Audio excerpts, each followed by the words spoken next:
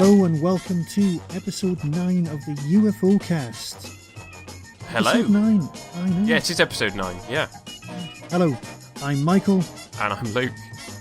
So you probably already know all that. Oh, should we be like the Verity podcast and see where we are, or should we just not bother? I think Radio Free Skaro did that first. Did they? Yeah, fair enough. Yes. Well, I mean, we can if tell we you want. What, we're in your ears. That's it. We're in your ears from two separate locations in the U of K. Indeed. That's ringing a bell. Right, moving on. We're going to be talking about Ordeal this time. Yes. Which was voted, according to many websites, the single worst episode of UFO. Well, and for once, I think fan wisdom has this correct. Because I find that with other things, certainly with The Prisoner, and with certain aspects of Doctor Who, I'm very much in disagreement with fan wisdom on both in terms of what's good and what's bad on a number of things. But I'm very much with that opinion. Certainly in the rewatch so far, this is the worst episode that I've watched. And I had a look ahead at some of the upcoming episode titles. I was like, okay, can I find one that in my memory is worse? And there are probably a couple of others that I don't have particular fondness for, but this one, I think, remains as the worst episode of UFO in my head. Well, I may change my mind as we go on, but I doubt it. What was your first impression, Michael? Well, you see, when I was watching it, my first impression was, now we're getting somewhere, as I watched it. And then at the very end, I went, oh. And I think, like Alan Partridge, can you sum it up in a word, in a noise? That's basically it, yeah. Right. So, that would be how I'd sum it up. It's because I actually thought we were getting somewhere with the aliens, with the narrative. It was moving on. It was moving on a pace. Stuff was going on. Stuff was happening. There was actually stuff happening that mattered. That took us somewhere. That revealed things. And it was like, oh, here we are. There's some serious stuff going on now. We're going to find out about the aliens. We're going to find out a lot more stuff. We've done the groundwork. We've laid the seeds. Here we go. Up the next level with the narrative. Oh, no. And then there's the twist. So shall I read the synopsis out? And then we can discuss whether or not we have to reveal the twist, which I think we kind of have to in order to justify why bad this episode is. The day after an indulgent night out at a party, Paul Foster goes for a checkup at Shadow's health farm.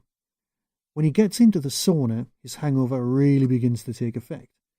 He passes into a semi-conscious state and becomes aware of the strange events around him. He's kidnapped by a UFO, given an alien helmet, and left on the moon. Shadow finds him, but how can they remove the helmet without losing the breathing liquid that is giving him life?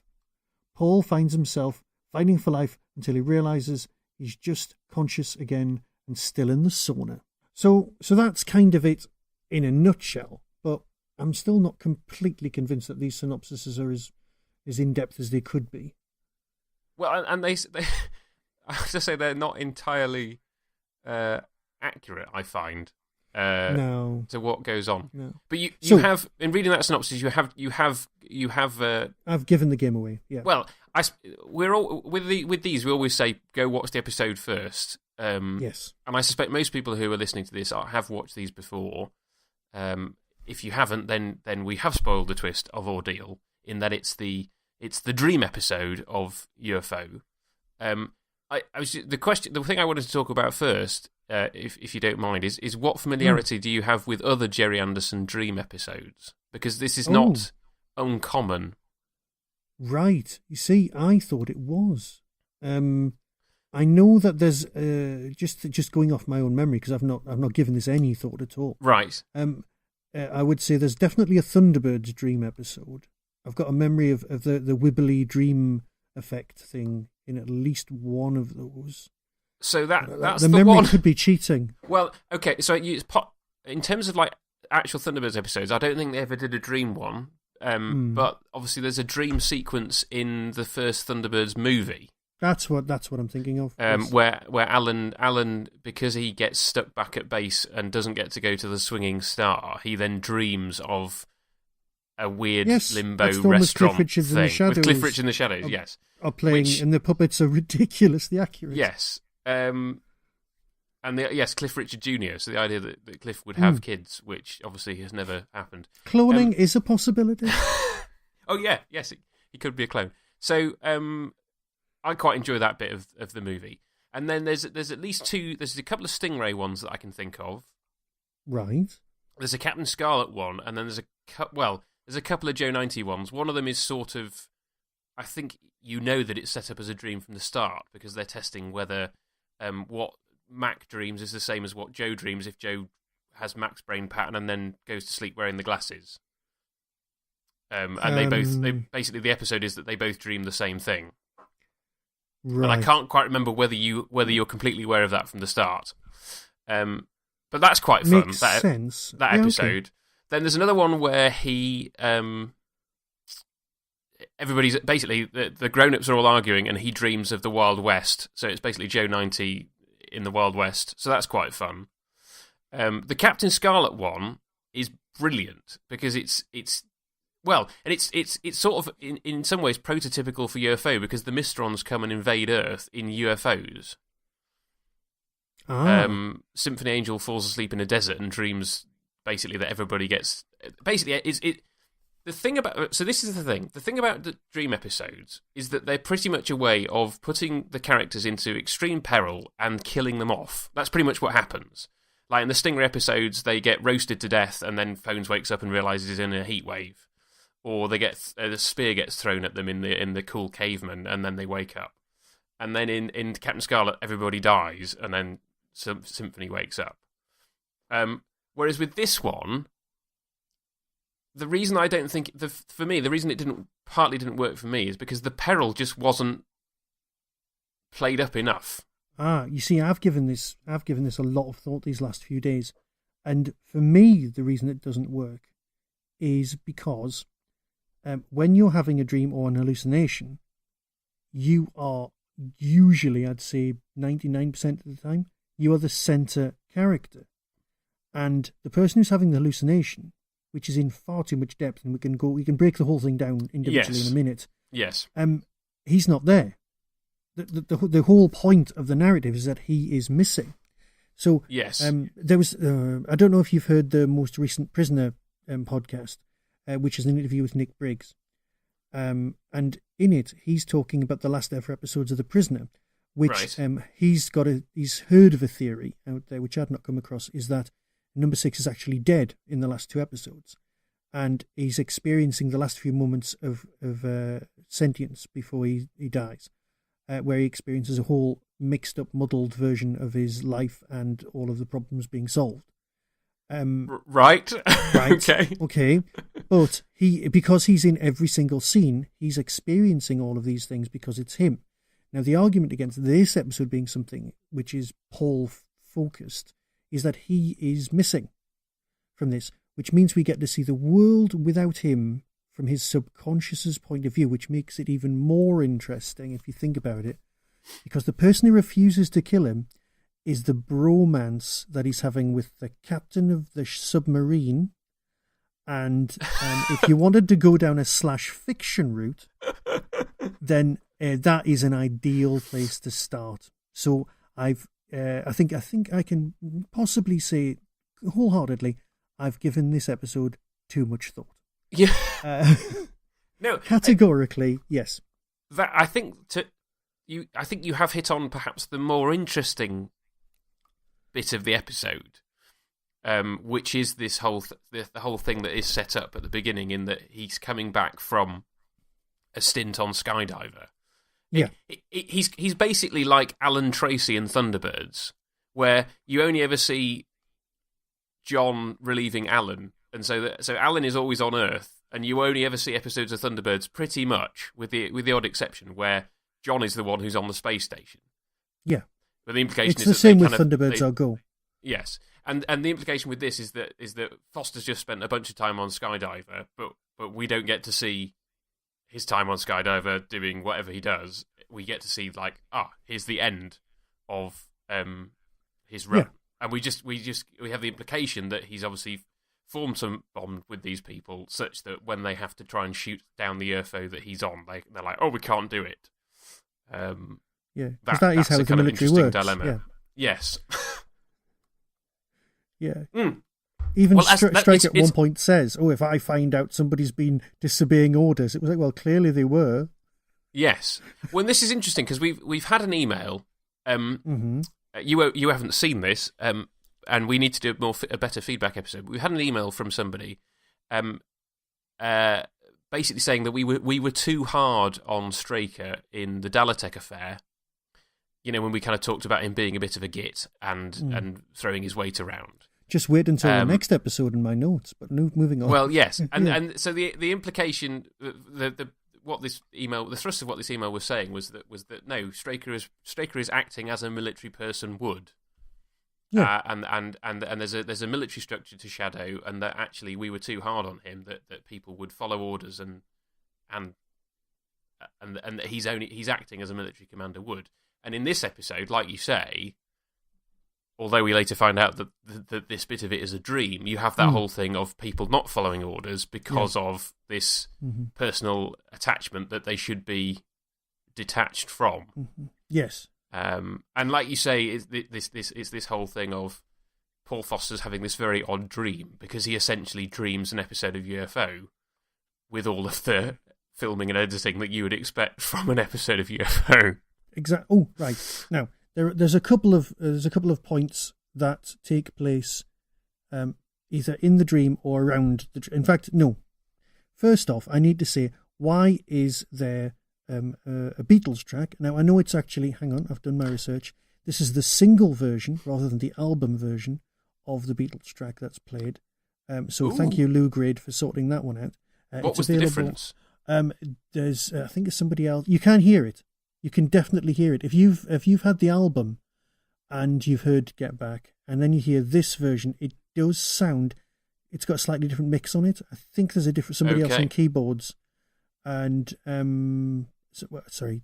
had an ex who was very into the Beatles a long time ago, and all this information is kind of so. I was going to say there's the album, but if you've got the album of the singles, which came out around 2002, the version that's on the episode is that one.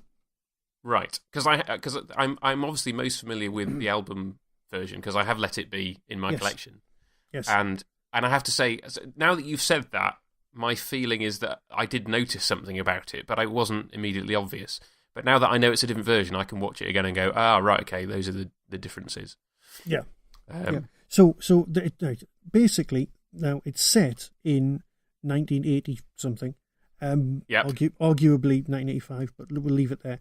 It's set at some point in the 80s, and they're having a 1960s theme party. So they've all come dressed as Austin Powers. That's the only thing I can accept. That they've gone to a 1960s theme party, or they just went, sod it, let's just make a party.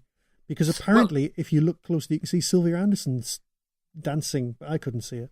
Oh, I have to say I didn't spot it. I mean, so this is the thing. It's nothing quite dates like musical references. Indeed. And we all know that in the Gerry Anderson universe, and there's an episode later in the series where this is true, everybody listens to Barry Gray music on the car radio. That is kind of an established thing. I mean, because Barry Gray wrote the music for pretty much all of Gerry Anderson's shows. Yes. And so in Thunderbirds and Captain Scarlet, whatever. In fact, I think it's a piece of in the Square Triangle, which is a few episodes down the road. They're listening to the radio, and I think it's a piece of incidental music from Captain Scarlet. I might be wrong about that. We'll check when we get to it. Well, yeah. And so to actually have a contemporary in terms of the making of this episode rather than the fictional period, as you said, to have a contemporary track just brings you out of that. We're like, well, this is clearly a late 60s, early 70s thing because it has that music. And then no matter what they've done with the fashions, it doesn't look anything like a party from the 1980s. Not at all. And can I just let's address. We need a term for the elephant in the rooms. the blatantly sexist elephant in the room. We can't call it the something for the dads to watch as they used to do with Doctor Who. Oh, I always hated that phrase. It's the title sequence of UFO, the U, the F, the O, appear over a still of a woman gyrating. Now, did you used to watch Hawaii Five-O? No, right. I can't say that I did. Well, at the very... You're aware of the music, that one. Yeah, you're aware of the theme tune, right? Very aware of the theme tune, right? yes. You might want to check it out on YouTube. But there was a still of a woman gyrating, just a belly dancer. And it used to terrify me, because I didn't know what it was. It was just a very fast-moving shape against the red filter, against the titles, and it used to stop. And as a kid, it really disturbed me, and I was never quite sure why on that one. But that's reminded me ridiculously of this still. But that's just... sorry, I've just had a flashback, and it's pointless. But yeah, absolutely pointless. But yeah, why would you do that? Why? Because it was the time. I mean, there's a lot that you can just say. Well, these were the attitudes of the day. This was the time. This was fine. Yeah, fair enough. However, I think that's what you have to say. However, right, in order to balance that out, you've got the actual dialogue that Paul Foster says to the woman when she's flirting with him, and she says, "Do you know what you need? You need an alarm clock." And that's actually quite a nice line, because you're just thinking, well, this is going somewhere seedy, and it's really not. Yes, and then it's not. I really appreciated that. Yeah. That aspect. So that it's in my head, in a checks and balances world, I can let that one go because of the intent. You know, I'm watching the episode again. I mean, this is completely jumping tracks, but I've just realised there's another thing that kind of gives away that it's a dream. So the thing that I've just noticed that suggests that it's a dream is that so at the beginning when he flies off, and then there's obviously another Sky One coming in to replace him, on the thing. But in his dream, there's nobody new on board the Skydiver. Ah. So who flew the new Sky One in? Got you. Well, I would say it would be a new pilot. You hear Lou Waterman's voice over the radio, so he's already on board. So presumably he's the pilot, but he was already on board. So who flew? Yeah. So that's part of it, and obviously I presume the reason that because it's a dream, he's just dreaming of the crew that were on board with him. Yeah. And so he doesn't dream of a replacement pilot for himself. Right. Well, mine's me just being a tiny bit more pedantic. Because you know the way that I'm completely fixated on the fact that it's a TV studio with it. That's a really bad cover. Right. Freeman says to Straker says to Freeman, "You get yourself off to the health clinic and find out what's happened. Go as fast as you can." And he takes the Shadow helicopter, which clearly must have taken off from the television studio in order for them to get there so quick. Unless it's parked just down the road. Well, it's possible. We have this kind of whole thing about how does everybody else get in and out of Shadow HQ? Yes, because they clearly don't all go through Straker's office. Yeah, because one assumes that there's a secret door somewhere beyond the perimeter of the studio that everybody else comes in. So maybe he goes out that way, and there's a helijet waiting for him there. Got you. But like you say, any inconsistencies in this you can just put down to it's Foster's dream. So we can just ignore all inconsistencies because it could just be a product of his imagination. No, you're absolutely fine. I mean, so yeah. Well, the thing is that kind of removes most of the impetus to the plot because, like I said at the beginning, we're getting all really excited. We're going, you know what? I've had enough, right? Because when you're a kid, you sit down with them and they're writing their stories, and the thing you always tell them is there's two rules of kid writing club, right? And the first rule is never write, and it was a dream. And the second rule is never write, and they all went home for tea, right? They're the first two rules of kiddie writing club. Very important. Yes. And this breaks rule number 1. And it just irritated me. It irritated me that it broke the rule, but it also irritated me the fact that it couldn't be the hallucination because Paul's not in it. So everything else always keeps coming back to this. It like the bit where the doctor's on the video link and it's very exciting and they're trying to build up a bit of tension and remove his helmet and all this business. Oh, hang on. Major character that we've not discussed. Seedy fat man who's there, who's clearly seen as some sort of it just implies that he's some sort of he's the person you'd get Peter Kay to hire these days to play, and he'd be you'd go, oh, something's going on with him. He obviously knows too much. Must work for Shadow. Not seen him before. What's going on there? And clearly he knows that if you go in the sauna, because they're so dangerous saunas, modern technology, that makes you hallucinate. Have you ever heard of anyone hallucinating in a sauna? Ever? Well, even if you've had a hangover. No, I haven't, I have to say. I've heard of people getting a bit warm. Yes. Or possibly something embarrassing happening with a towel. That would be it. Yes. So it's funny, basically we're both saying that we have issues with this episode, but they're somewhat different. Well, yeah. To go back to the whole kind of it's a dream, but it's not from his point of view. Yeah, okay. My experience of dreams is that, yes, I dream from my point of view. Clearly, your experience of dreams is that you dream from your point of view. But I know other people, having had conversations with other people about dreams, is that is not common to everybody. And that I'm not saying that people dream like an edited episode of a TV show, but I do know people who dream where they're not themselves. Okay. And they pass. And they can change perspective in a dream from one character to another, just as part of their dreaming state. You know what? For the sake of argument, I'm willing to accept that. Yes, but yes, it. I think what we're saying is it's unsatisfying because, like you say, it appears to be adding something to the ongoing story of UFO. Yeah. Because the aliens come in and kidnap a person and fly him away. Specifically, it's one person. They haven't just come for the parts. They've come for him, and they dress him up as an alien, and they make him breathe the air. They pump the liquid into him, so they want him with his own mind intact to become one of them and travel back to their world. Yes. And they've singled him out as well, because they've killed everybody else in the place. They have, yes, including your seedy fellow. Yeah. He will crop up again in Anderson Watch, by the way, just to give you a warning. So have a think about where you might have heard his voice before. Spoilers. What are we saying? So it's that idea that we've built up something, and then we've taken it away because it was all a dream. Yeah. That's the frustrating thing, is what you're saying. You know what? Yes, that is basically it.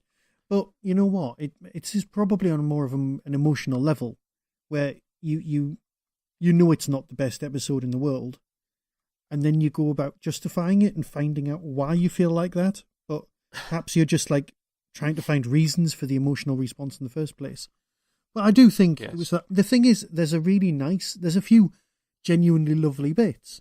Like, the commander of Moonbase gets to leave Moonbase and go out onto the surface. Yes. And that works. You're like, yeah, that's a cool bit. But and the crashing UFO onto the moon. I mean, the model work.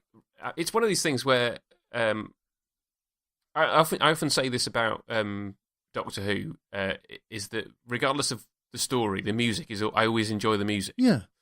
And I think with Gerry Anderson shows, you can say, regardless of whether the plot's any good, the model work is always going to be excellent. Good point.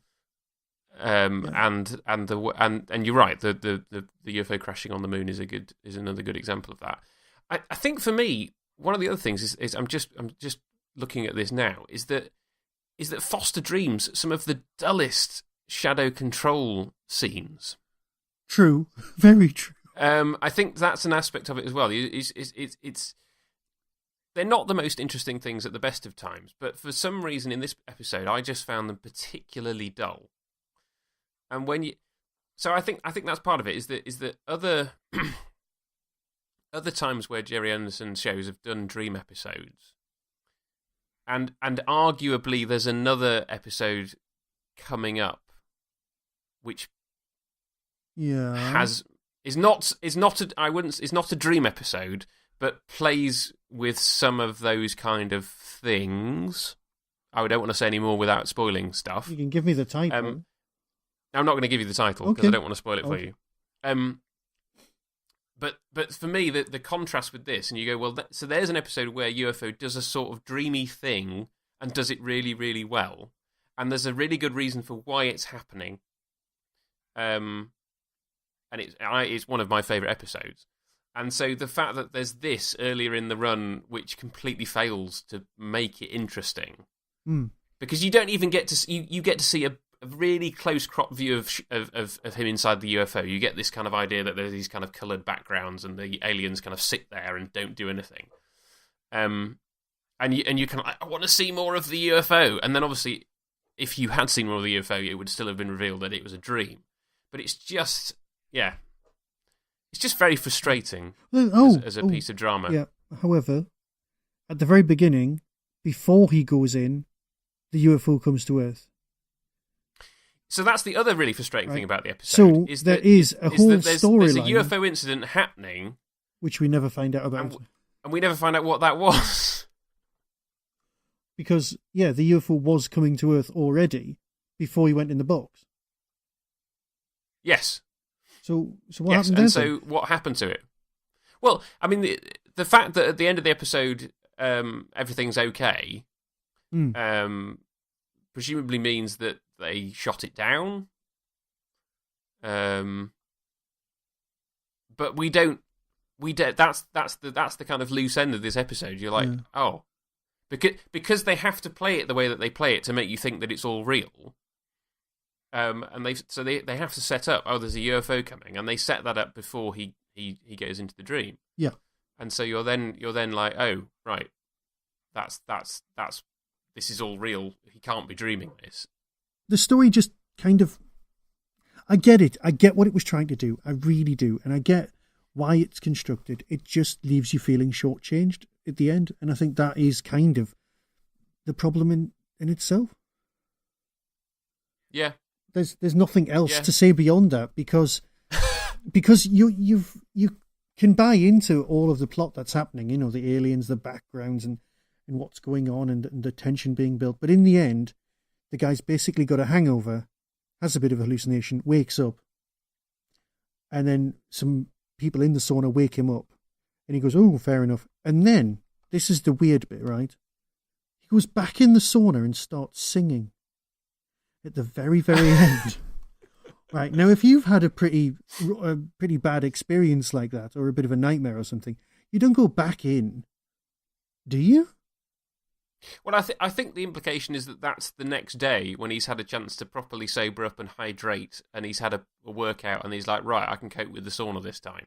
Right. And I think I assume it was just the fact that they knew that he had a reasonably good singing voice.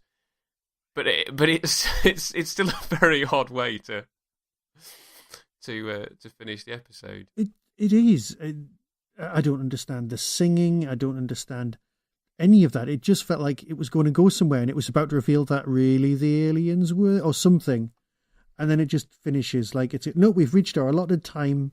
Thanks very much. Bye-bye. So I just have to pause here because. Yes. Because I'm watching the DVD with subtitles, right? Mm. And Jackson has just walked in, and preceding his first line, it says in brackets, French accent. French? Okay, yes. Well done. Whoever was transcribing these subtitles had no idea anything about accents. Like, French accent? In what way is that a French accent?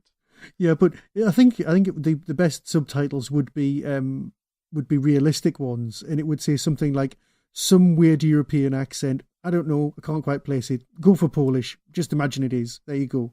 Something like that. Just if you don't know, pick the actor's nationality. I mean, he was Polish, I think, wasn't he? That's what we went for, yeah. I will check that out before next time. But I'm pretty sure he was. Yeah. So yes, you've just been distracted. I know this whole episode I've been distracted. I'm watching it now. This whole episode is distracting. That's what I was about to say earlier. Some things are more than the sum of their parts, and this episode is the absolute opposite of that. Its parts are really well executed, really well done, really well acted, really well written. The music's good. It's all well done, but collectively, it is less than the sum of its parts because of the payoff. Yes. I think so. I don't want to. Okay, I'm going to harp on about this.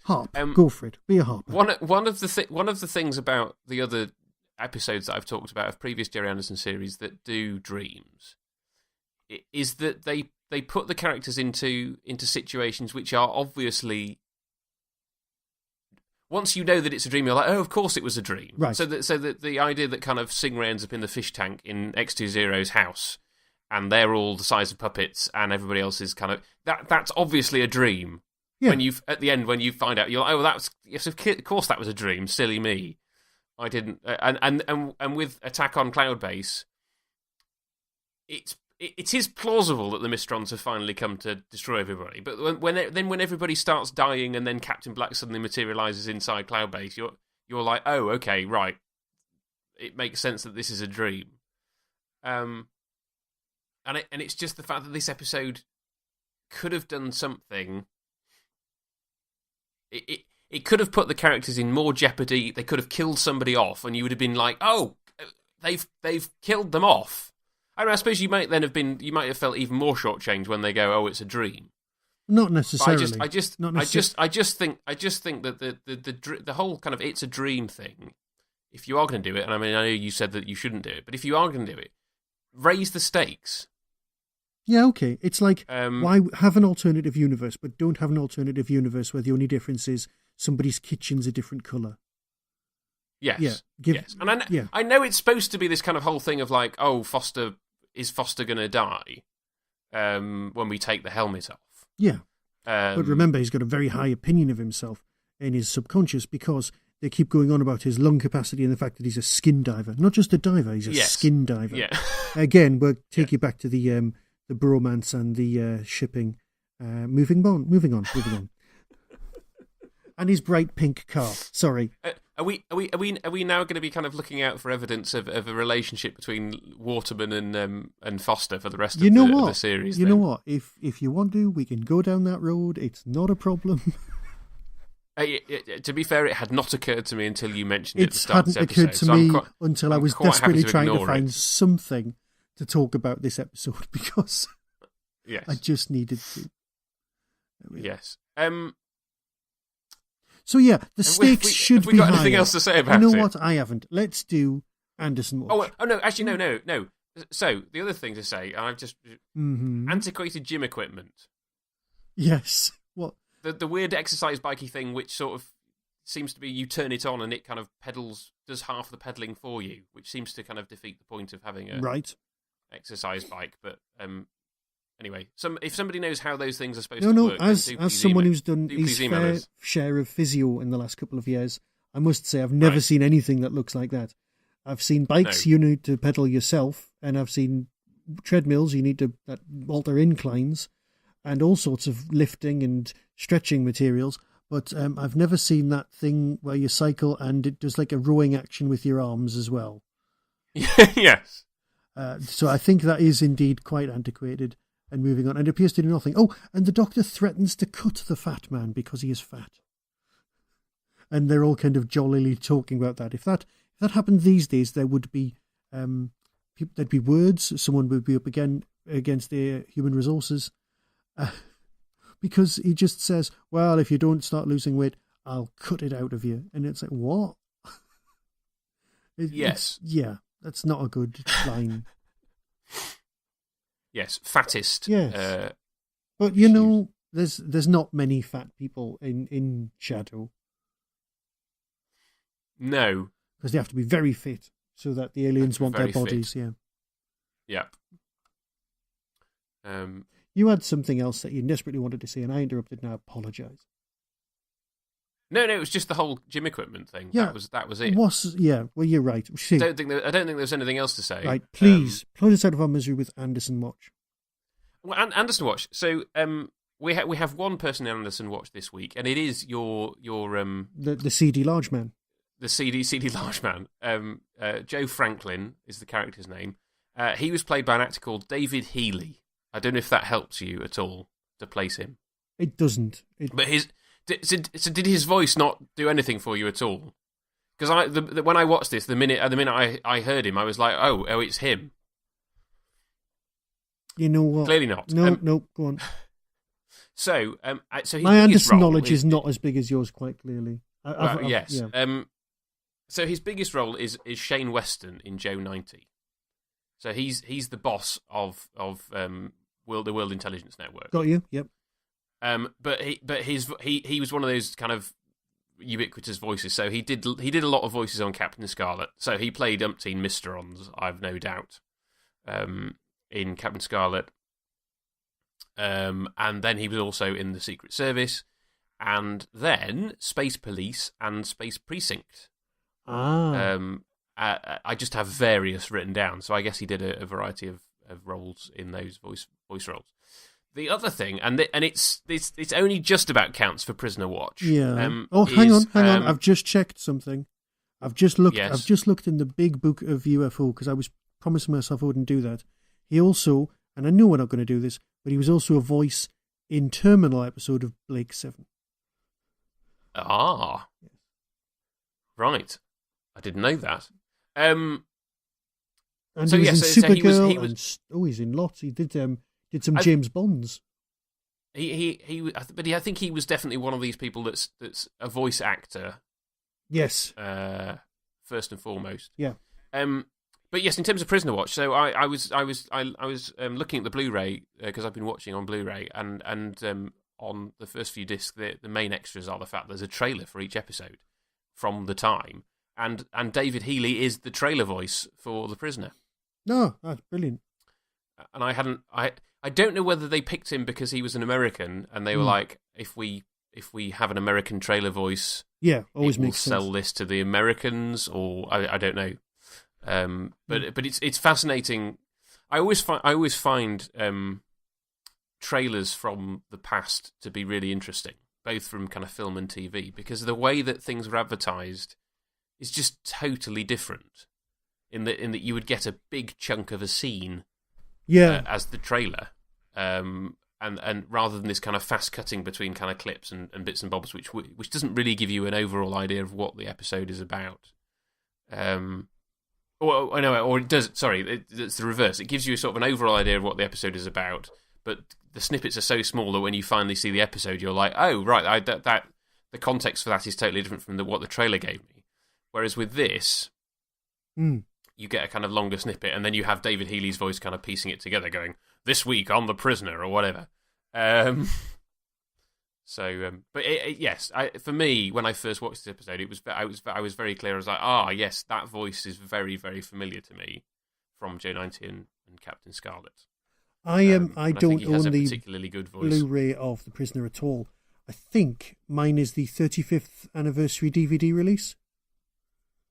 There've been so many releases of The Prisoner. It's the ridiculous. One with the 6 discs, and it's a white box. That was the DVD set that I had. Yeah, and I now have the Blu-ray. Which probably looks. This is the thing. Yes. We've talked about this so fast that I'm still watching the episode. We've had that little to say about it, and he's now doing his Beautiful Dreamer singing at the end of the. I know exactly where you're up to, because it just finished for me, so I've put it on again. Because I was a couple of minutes ahead of you. Yes. So that was Anderson Watch. That's it. There are no Doctor Who or Prisoner actors in this one. I think you'll find there is. Really? Have I missed somebody? You've missed someone, and hang on, I'm heading over to the book now. Right. Hang on. I've messed up, it would seem. Right, it's Tucker. It's Burrell. Burnell Tucker. Right. He's the Shadow Officer, and he's in shed loads of stuff, like Flash Gordon and Star Wars and Superman. But he's also in, he's the one in Space Precinct, and he's also in Angels Take Manhattan. Oh, IMDb let me down. There we are. So that is the glorious new UFO book, which I'll be using afterwards. Because I am trying to do this without cheating. Because where's the fun if you cheat? Where's the fun if you cheat? I'm having to look. I'm going to looking this up on IMDb again now, to see if they've missed something out. Anyway, that's what the book says. Whether it's true or not, we'll. Yeah, no. Well, no. It's let's look it up. So, what did you say the character was called? Oh, hang on. Right, I'm trying to speed read, and as you're aware, my reading ability is marvelous. This is the first of his 3 UFO performances. Burnell Tucker is the Shadow Officer seen using the vibromassage machine in the closing scene. Oh, him. Later named as Albatross Pilot Turner in Subsmash. Right. So he's only in it for a few seconds. Yeah, he is, but he actually has a line though. Yes, he has. And he's not listed on the IMDb page for this episode. Because he's in 2001, he's in You Only Live Twice, Rollerball, Empire Strikes Back, Life Force, and then he's in The Champions, Martian Chronicles, and Space Precinct. And he's in Doctor Who, The Angels Take Manhattan, it says. Right. Well, I'm just watching the credits of the actual episode to see if he appears on the credits of the actual episode.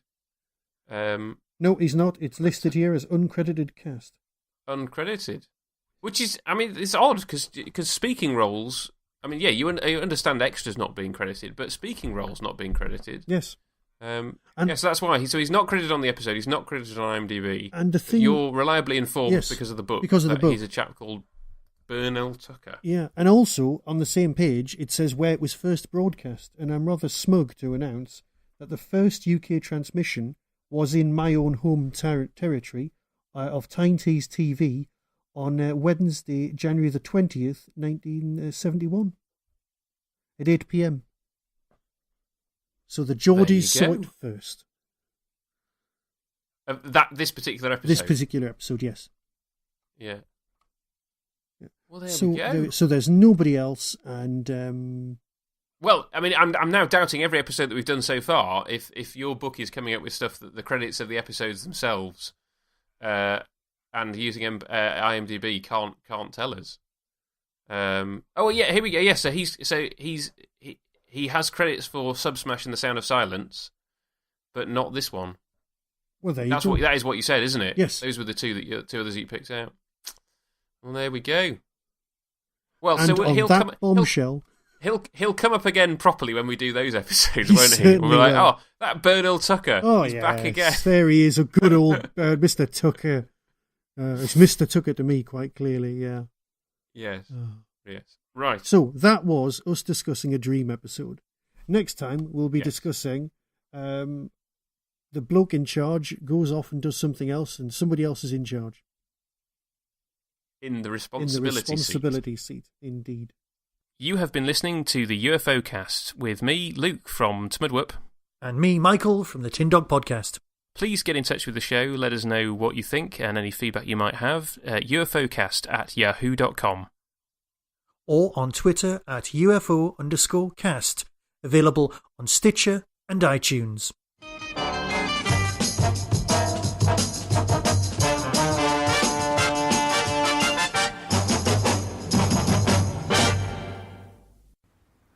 ...2018 brings with it 3 brilliant conventions, all held at the Derby Quad. ShadowCon 2, the UFO convention, will be on June the 30th, 2018. Hooverville, the best little Doctor Who convention in the world, is on Saturday the 1st of September, while Big Finish Day is on the 3rd of November 2018. All tickets are available from the Derby Quad website. That was the Doctor Who Tin Dog Podcast, available on iTunes, YouTube, Twitter, RSS, Vimeo, and across the internet. Doctor Who and its associated properties are all copyright and trademark of the BBC. No infringement is intended. Why not become a supporter by visiting patreon.com/tindog. Contact the show on tin-dog@hotmail.co.uk. The Tin Dog Podcast is a founder member of the Doctor Who Podcast Alliance.